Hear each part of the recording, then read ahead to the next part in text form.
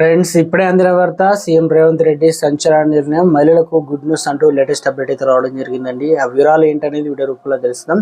Friends, skip చేయకుండా పూర్తిగా చూడండి. అప్పుడే కంప్లీట్ ఇన్ఫర్మేషన్ అయితే మీకు అర్థమవుతుంది. మీలో ఇంకెవరైనా సరే మన ఛానల్ సబ్స్క్రైబ్ చేయకుండా వీడియోస్తున్నట్లయితే దయచేసి మన ఛానల్ సబ్స్క్రైబ్ చేసుకుని బెల్ బటన్ యాక్టివేట్ చేసుకోండి. అదేవిధంగా చూస్తున్నారు కదా, లైక్ చేయడం మర్చిపోతున్నారు, దయచేసి లైక్ చేయండి. లైక్ చేయకుండా వీడియోలోకి అయితే వెళ్ళిపోదామండి. మనం తెలంగాణలో పేద మహిళలకు గత బీఆర్ఎస్ ప్రభుత్వం ఏటా బతుకమ్మ చీరలు పంచింది. అప్పట్లో ఆ చీరలు మంచి పేరే వచ్చింది. అయితే నాణ్యమైనవి ఇస్తున్నారని ప్రజలు అన్నారు. కానీ ఇప్పుడు సీఎం రేవంత్ రెడ్డి మాత్రం ఆ చీరలు బాగాలేవంటున్నారు.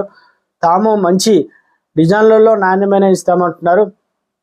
స్వయం సహాయక బృందాలు మహిళలకు ఏటా 2 చీరలను ఉచితంగా ఇస్తామన్నారు. అంటే కాంగ్రెస్ 5 ఏళ్లలో పాలనలో మొత్తం 10 చీరలు ఇస్తారనుకోవచ్చు అనమాట. మొత్తానికి సీఎం రేవంత్ రెడ్డి నిన్న నాంపల్లిలో తెలుగు లలిత Kalathoranam Indian institute of handloom టెక్నాలజీలను ప్రారంభించి దీని సందర్భంగా అయితే మాట్లాడడం అయితే జరిగిందనమాట.